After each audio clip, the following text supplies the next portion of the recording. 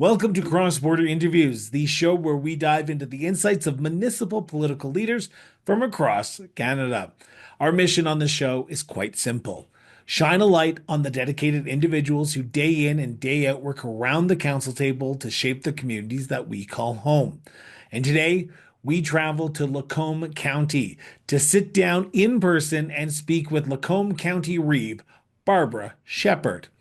Lacombe County contains vast, beautiful farmland with several hundred-year-old farms still operating today, as well as friendly hamlets, rural acreage communities, and a mixture of new and established lake communities.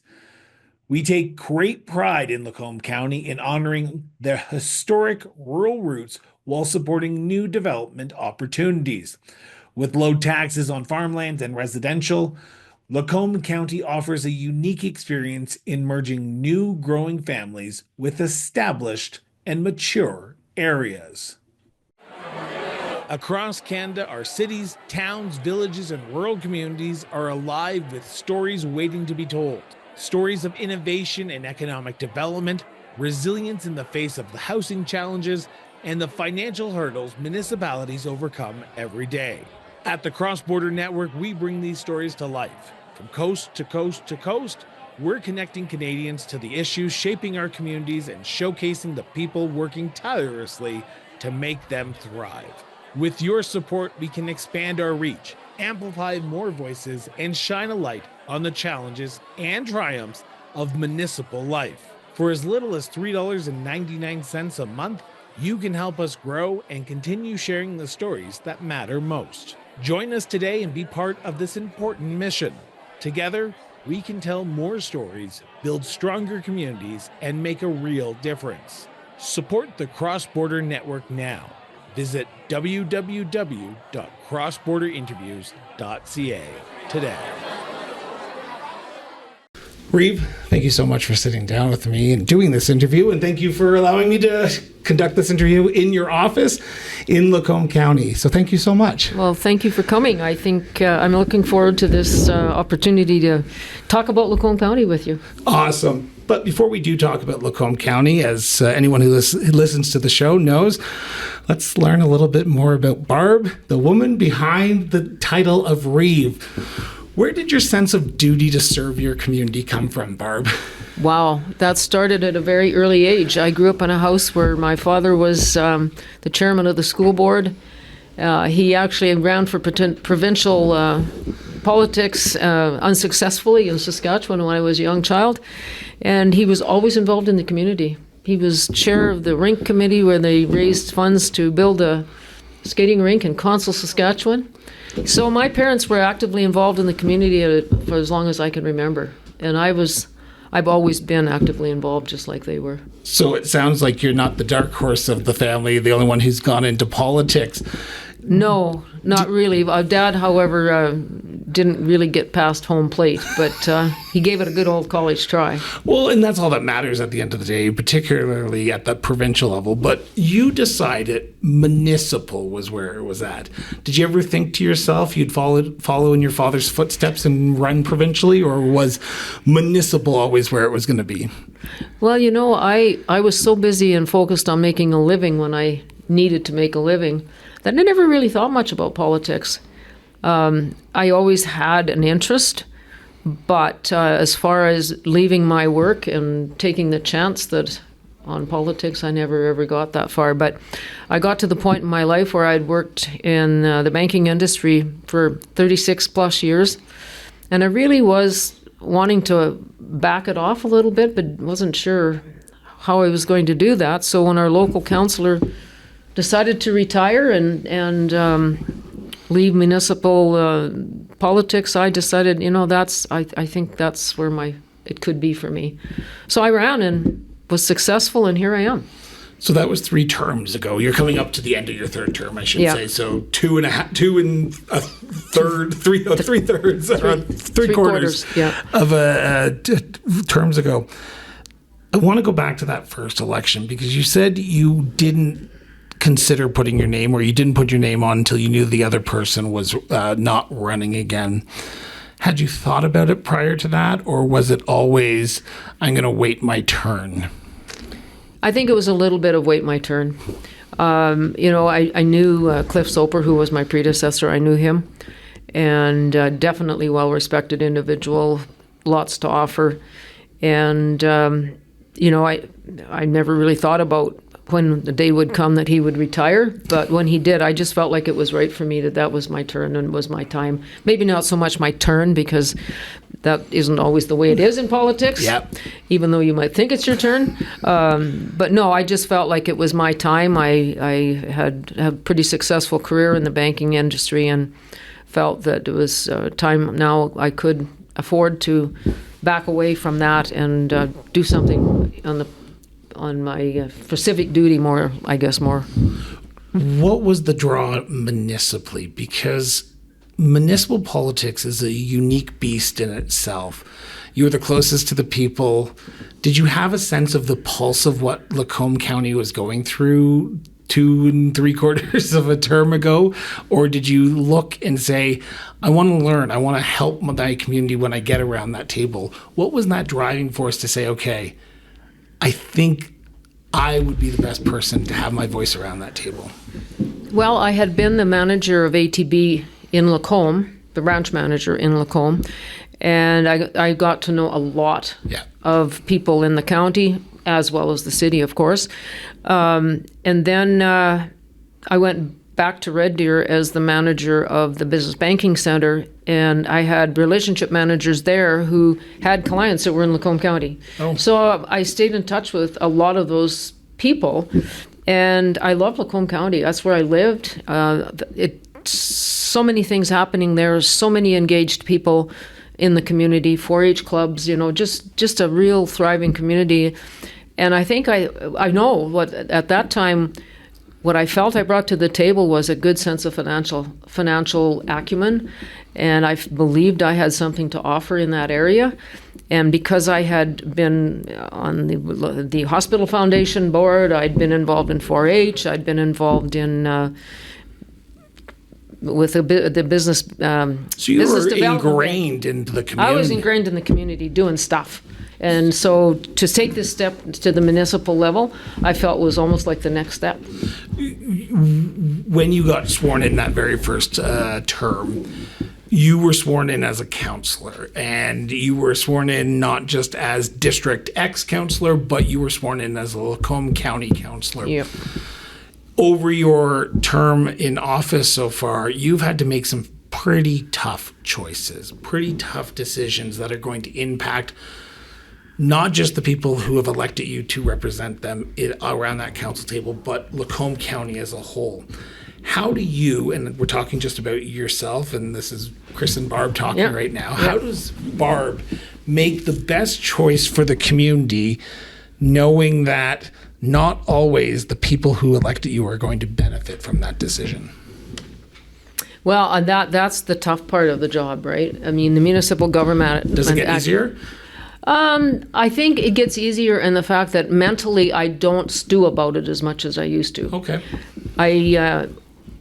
I think about these things. We talk about it at the council level.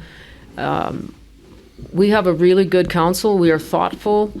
We respect each other's opinions. We expect the voices of the other councillors who come from a different perspective. And so I really am a way more confident in terms of, is it the right decision? I believe I always try to make the right choice. And I do know that some in the county are not going to like it. They're not going to appreciate it. They're not going to think I made the right decision. But when I make a decision, I always have a reason. And my reason, I'm always comfortable with my reason, because I feel I come from a place of where I've been honest with myself and honest with the public. So there's a lot of people who get involved in municipal politics to champion that one issue, that one idea. But you're right. And you've listened to the show before, so I know that you're right, because I was about to ask that question. You have to make some pretty tough choices that you know people are not going to like. How does a councillor, how do you outweigh the voices that you hear with the belief that you're doing what is right? Because I can imagine that is probably the biggest challenge and hurdle that a lot of first-term councillors have to overcome is, I know this is right, but 80 people are telling me they don't want it. So do I go with what I know is right or what the people want? So the Municipal Government Act clearly states that as a councillor, you're to act for the benefit of the county as a whole, as opposed to your own division or your own personal preference. And I've always been a person who's looked for the facts. And so if there's a question before council or decision to be made before council, I tend to do a lot of digging around in the background. Okay, that person said this. That's pretty serious. I wonder if that's their perspective or is that what is really happening? And as an example, when someone says we have a lot of crime in our area, I think, okay, I've not heard of that before. I'm involved in Rural Crime Watch. We get monthly reports from our CMP detachments across the county. I go to that report and I start looking. Okay, have they really had the crime, or is that their perception? And in this case, I found that it had to be perception because there was no statistical information to back it. So I really try hard to dig into what people are saying. I respect what they're saying because that's a reality. But is it their reality or is it the facts? And so I really try hard to find out what are the facts. Do you find that when people do actually approach you, it's more of a reactive approach than a proactive approach? Because you make decisions on a weekly basis, sometimes on a bi-weekly basis, depending on committee meetings and all the fun stuff that comes with being a councillor in Reeve. But I would hazard a guess, and I've never watched one of your council meetings, so I'm completely just hazarding an assumption here, and you know what you should never assume. But I would hazard a guess that there is probably more meetings than not, people actually show up to your council meetings and present or hear what's going on in front of the council. Do you find that the people of Lacombe County, and broadly painting a stroke here, but do you find that people understand what's going on and they will tell you before you have to make that vote, or will they react to the vote that you've made? I think it's the former. Okay. If there is an issue that people are quite concerned about, I'm more than willing to listen. And I think that for the most part... For the good and the bad, though? Yeah, I think so. I may not listen. I try not to have a bias approach because at the end of the day, bias only serves me. Yeah. It doesn't serve them. And I try to take seriously what they're saying in terms of if they're concerned, what their concerns are. Because to me, if someone has a concern, it's something that is it's in their world. Yeah. And if I can substantiate that concern and find out that it's really valid, then I will definitely take their position into consideration. But if I can't validate that concern somehow or another, then I have to stand back and say, okay, who's to benefit from this, and who is to benefit the most? And I need then to lean towards those who will benefit the most, because it's my duty to consider the benefit of the entire county. Do you get a sense in your position as councillor and as Reeve that people understand the jurisdictional duties that the municipality has to play? Because when I talk to Reeves, I talk to councillors across Canada and even here in Alberta, I get a sense that people want municipalities to fix a lot more than they actually can. Do you have that problem here? Lots of that, and quite often, what they're asking for is a provincial jurisdiction, and if it is, we tell them that, and then they have to pursue their MLA or their MP if it's a federal thing. But I think. But aren't they coming to you for a reason, though?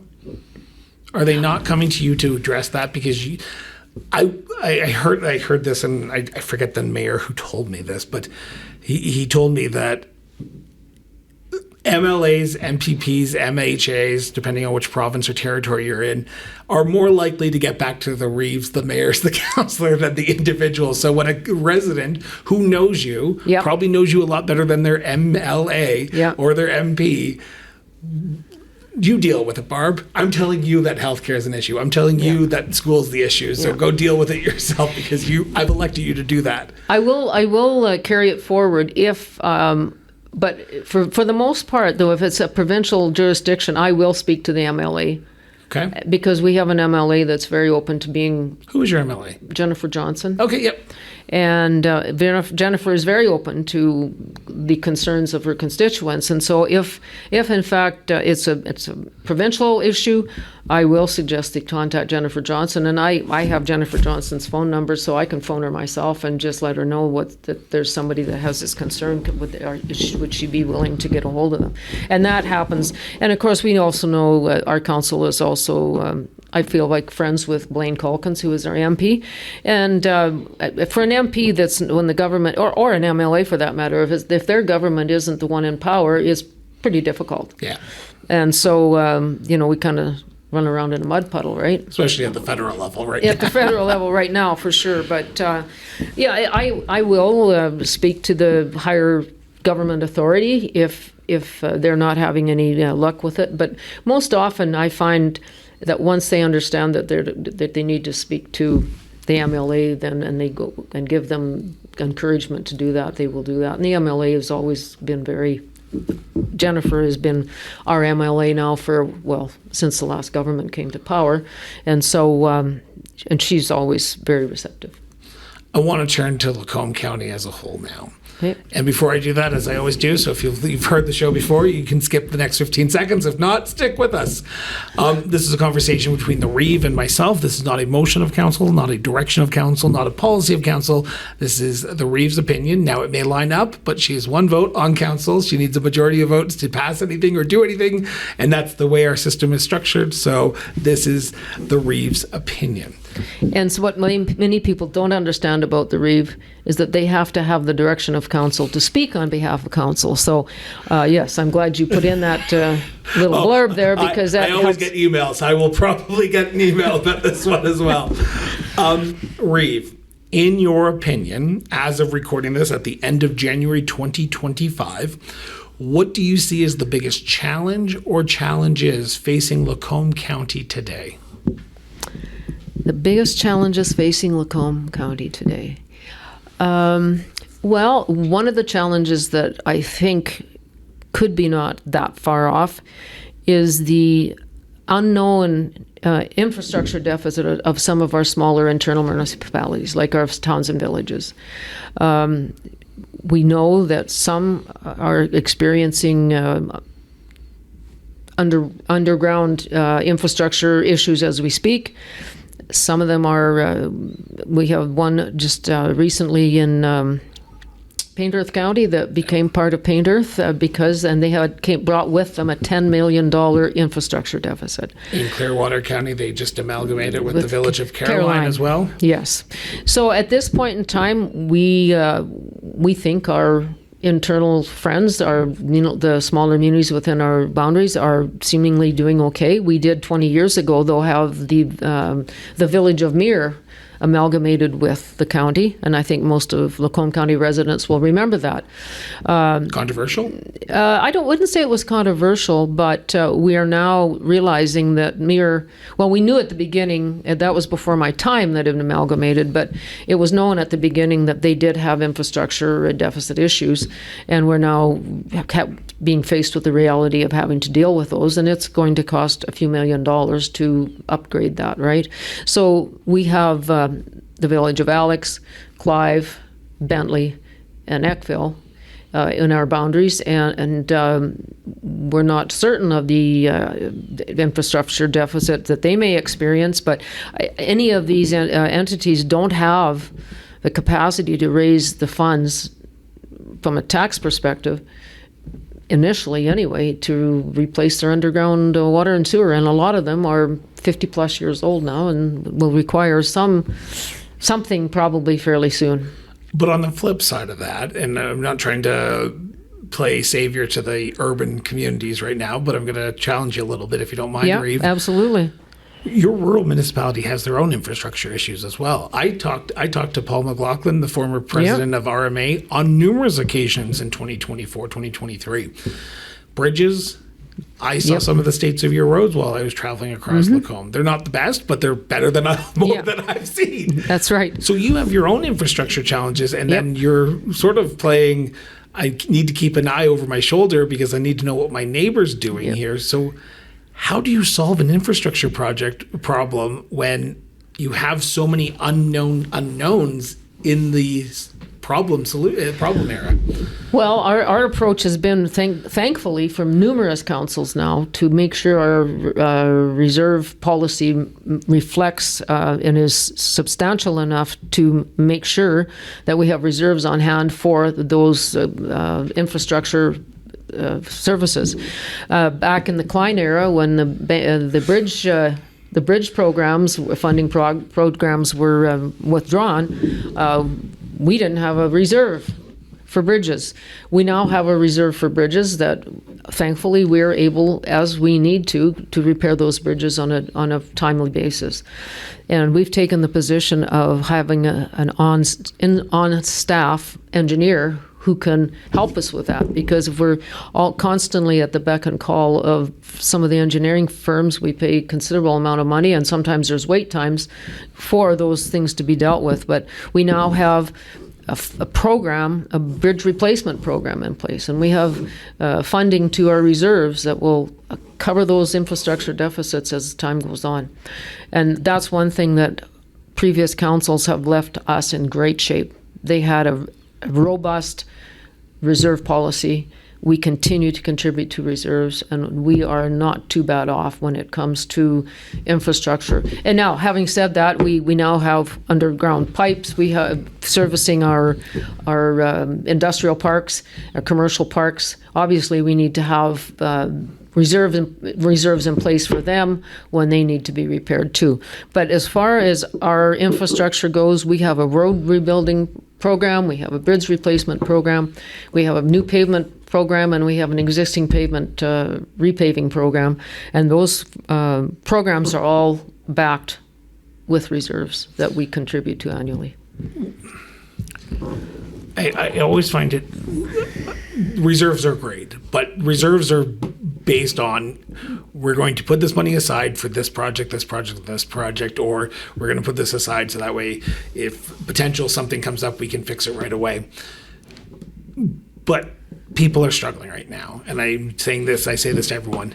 How do you balance putting away reserves with people who are struggling right now? Because you have to continue to grow your community. You have to still pay for those infrastructure projects. But I would hazard a guess there's probably people who are going paycheck to paycheck in your community right now. So how do you balance, and how does your council balance those two opposing factors with the realities of the province isn't coming to the table with more money, the federal government's not coming to the table with more money, and as a municipality, you have literally one source of revenue, one major source of revenue. You have grants and all that, but you have property taxes. Yeah, property taxes is it, and you're right. We, in fact, if anything, the province would get downloaded.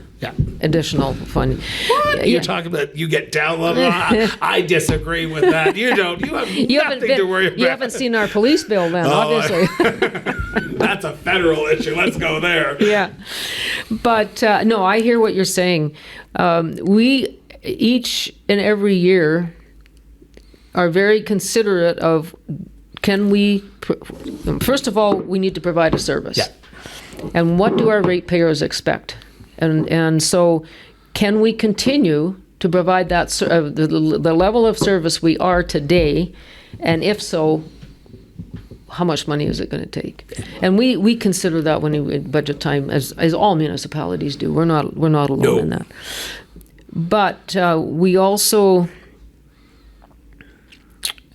Is it hard to balance that? Because as a Reeve, you know that even in your past life as a financial banker, you know people are struggling. And I have talked to many Reeves across this country, and that they say that's the hardest part about this job is the realities that we currently live in is making it harder and harder for municipalities to do the service levels that they need to provide. And we do. That's a challenge for all of us, for sure. Through our economic development program, we've been fairly successful in gaining new businesses to the county, and so adds to. That's awesome. Yeah, that really does add to our tax base and helps us to kind of get over some of the lumps and bumps that we can experience. For example, we just this past year, Dairy Innovation West has a milk processing plant in the county that is, going to be on stream here in May, June. Oh, that's awesome. We're looking at this has not been approved yet by the AUC, but we have a company that's looking at putting in 2 natural gas fired power plants that's going to improve our assessment. So yes, we stop and think. Are developers knocking on your door right now? Some, I think, are, I would say they are. Like business developers, but would you say housing, like residential developers are as well, or are they sticking more to the Black Falls, I would think the residential, I think the residential developers are sticking more to the urbans. Having said that, we do have residential land set aside out, on Sylvan Lake and across the county where there are residential subdivisions available for those for individuals who wish to build a home on an acreage, whatever. A developer coming in for a residential project, not so much. We have more commercial and industrial people looking for places to locate their business in the county than we do, I think, residential. What makes Lacombe County such a unique place then to bring those developers here who say, I want to set up shop and Lacombe County is where I want to be? Because you drive around, there's people building, there's a lot of things going on here. Yeah. And I know I'm jumping around my questions here, I apologize, but it's the line of what you're saying is just fascinating. Well, we have a reputation for having relatively low property taxes on the commercial and industrial side. And we've had that reputation for quite some time, and I think it all started when we ended up getting the petrochemical plants in the county. We were able to keep our residential tax rates low, and even some of our commercial and industrial rates low.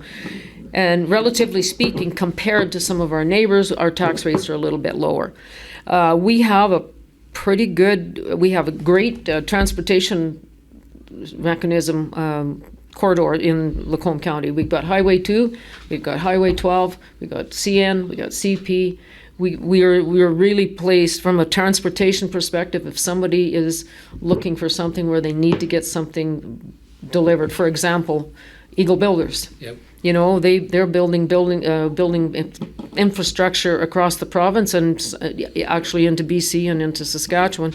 They need to get those concrete slab walls and pieces and bits and pieces to their buildings to their destination, and so they have the rail that they can access. They've got Highway 2.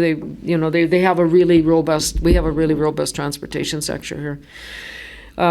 We also have a pretty good labor force. Maybe not situated right in Lacombe County, but we have the city of Lacombe, we got the town of Black Falls, and close proximity to the city of Red Deer. And the other thing, the Lacombe County is well placed. We're like halfway between Edmonton and Calgary on Highway 2. So when I go to Edmonton, it's an hour and a half to Edmonton. When I go to Calgary, it's an hour and a half to Calgary. So we're pretty well placed. And then, when you think about it, we've got Red Deer College that's close by, we've got Olds College that's close by, and we have Burman University right within our own county boundaries. So from an education perspective, if somebody wants to get their education here at home, they can.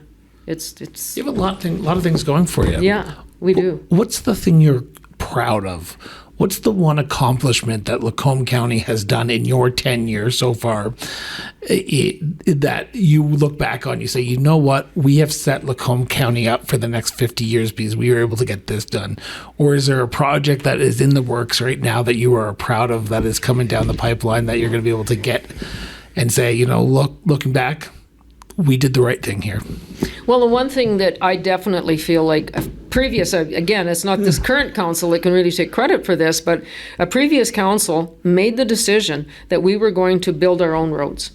We have our own construction crew. So when we need a road built, We've got the construction crew, they go build the road.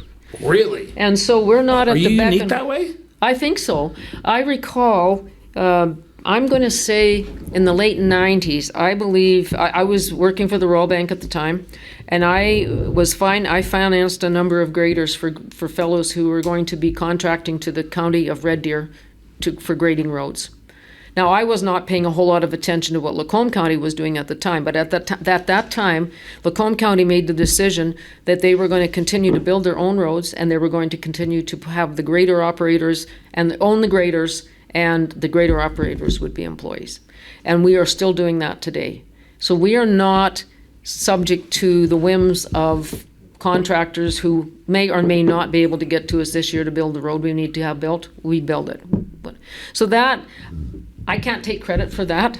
Well, you can a little bit because you're Lacombe County Reeve. So Well, that's right. We can take credit for that, because when I first got on council, the question was asked: should we be rethinking this? And we had our staff bring forward a pretty thorough analysis of the cost, pay, and the payback of just the benefit of having our own construction equipment and building our own roads. And it was determined again about 10 years ago that yes, we're going to continue on this track. So that I'm really happy about. Was I completely responsible for that? No, but I did support it when it came up. The question was asked, do we continue on those tracks? So that's one thing I'm really happy about. The other thing that I really feel good about is we really have a good working relationship with the large corporations within the county boundaries. Nova, for example, ME Global, Dow, Eagle Builders. We take the time to spend some time with them. We visit them. We invite them to come to council to provide us with reports or updates or things that are happening. And every one of them to the company, every one of them, I feel like values the relationship they have with us. And that's part of keeping your own customer. I mean, when I was in banking, it was important to grow your customer base, but it was also very important to take care of those who were already our customers. And I feel like we do a really good job of staying in touch with our large corporations that are operating within the county. And would you say that about your residents as well? You keep in good touch with them? Yeah, we definitely offer workshops for them, Yeah. for example, not that long ago, we partnered with the county of Ponoka for septic, and we have a lot of acreage owners in the county, and not just acreage owners, people who are farming, they have septic tanks too. So we've tried we partnered with the county of Ponoka to provide that workshop for people who might have some concerns about their septic. We've partnered for how to take care of your well. We help fund recreational facilities in the city of Lacombe, town of Black Falls, and in our small municipalities, because our residents use those facilities, and of course we want our residents are using them, and if we can help those communities fund those facilities, then we're also helping our own residents. So we're supporting and contributing to the sustainability of our communities by doing those things. What's your hope for the Lacombe County in 50 years? Looking at it today, do you hope it's more bubbling, more economically diverse? Because as the Reeve, you're guiding your community not for today, but for 20 years from now, 25 years from now. You're setting up the future of your community. What do you hope that community looks like in 25 years or 50 years? If I came back here in 2050, what would you hope to see? Well, our residents, our farming residents, have a big concern about the preservation of agricultural land.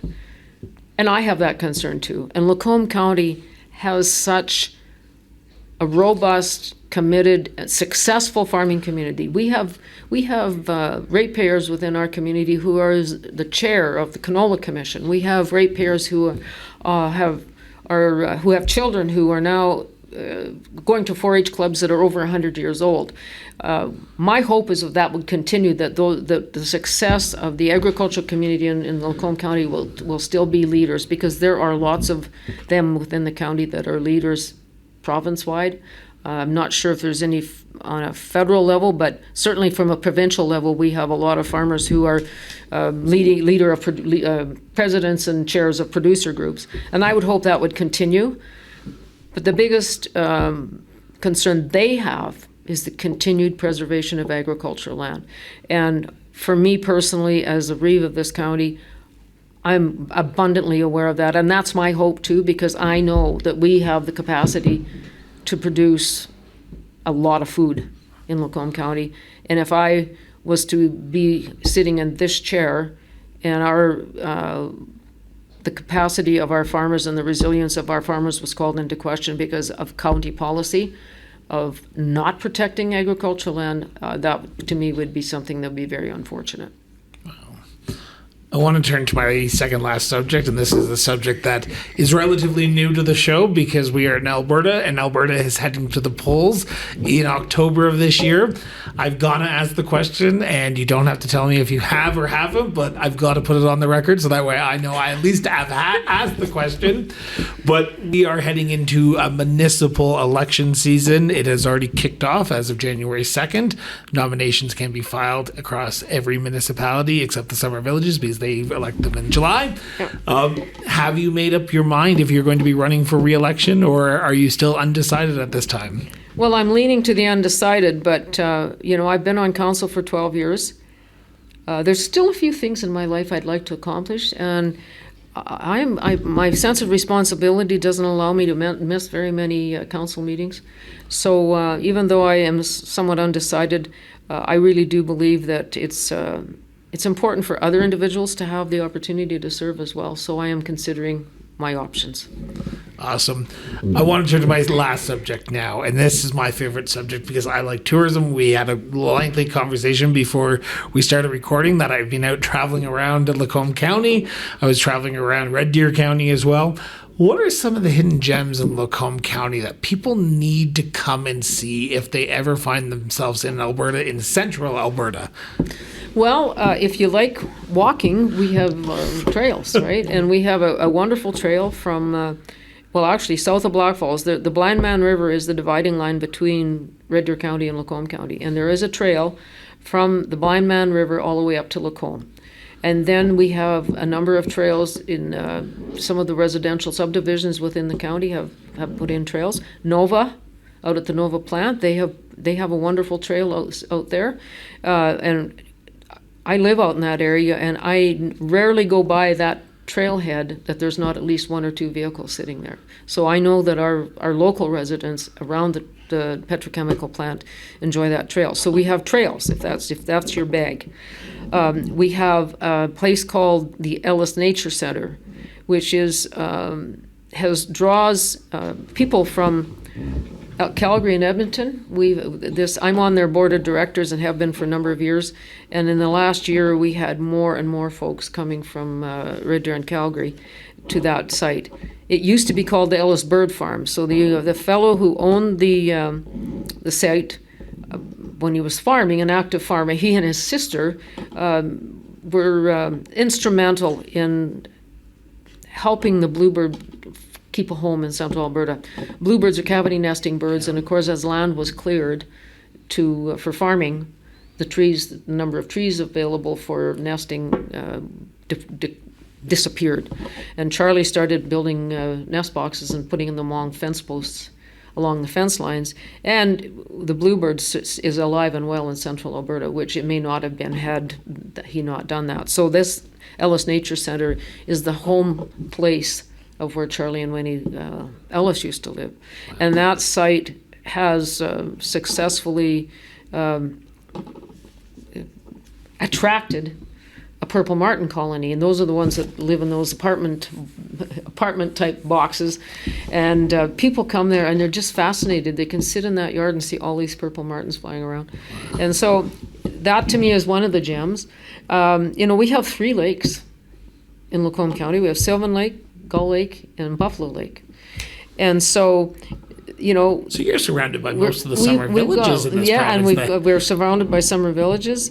So there's lots to do here, and if you like the outdoors, there's lots of things you can do outdoors. I will agree to that, because while I was driving up here, I saw numerous snowmobiles using some of the back trails, just enjoying themselves, and they were getting their kids out on the snowmobiles, and I was like, it's Thursday at like 12 o'clock in the afternoon, and the kids are out there, but there you go. But also, just in this last year, the Bentley Ski Hill, which is probably most people have never ever heard of the Bentley Ski Hill, but it's a quarter section of land owned by the village of Bentley out west, and it used to be and has been a ski hill for a number of years, but they have very, very archaic lift equipment, and so now we partnered with them to help them to modernize their ski lift. Oh, wow. So they're hoping to make that a year-round site, not for skiing, but for mountain biking and hiking and that sort of thing. So there are some, and we have the J.J. Collette natural area as well, which has a lot of walking trails in it. And it's a provincial park, but the county more or less takes care of it. Where's your favorite spot? I'm going to play a little Sophie's Choice with you here, Reeve. Where's that one spot you can go decompress after a long day of council meetings, or just happen to be just dealing with everything else in your life, because your life is not just being Reeve, it's also being a few other things. But where can you go and decompress in the county? Well, I have the good fortune of living not too far from the Red Deer River, and there is an undeveloped road allowance down to the river, and I love walking, and so I try to get out walking. I don't get out as much in the winter as I do in the summer, but at least 4 or 5 times a week I walk down to the river. It's about a 5-kilometer round trip walk for me, and it's down, like I said, it's down an undeveloped road allowance through trees and across prairie, grassland, and that to me is just, it's heaven. It's just quiet. I can listen to the birds, and in fact, there are bluebird nest boxes along the fence where I go there, and I can normally see in the summertime bluebirds on that trail. So that for me that's my sweet spot. So you heard it here first, people. If you want to find the Reeve, I'm out walking. I'm out walking. So we spent about 45 minutes, and I want to finish on this question, because it's the $1 million question. We started by talking about you. We're ending by talking about Lacombe County. In your opinion, what makes Lacombe County such a unique place to live, work, and raise a family? So we, again, previous council made this decision that they would have paved roads, a paved road network that would allow every county resident to be 5 miles or less from a paved road. So with that standard in mind, we have pretty good roads. And you mentioned earlier about our gravel roads.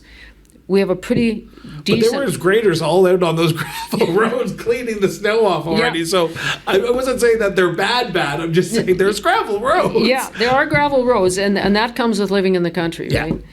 But we do have a pretty robust paved road system, and that brings all of our citizens within 5 miles of a paved road.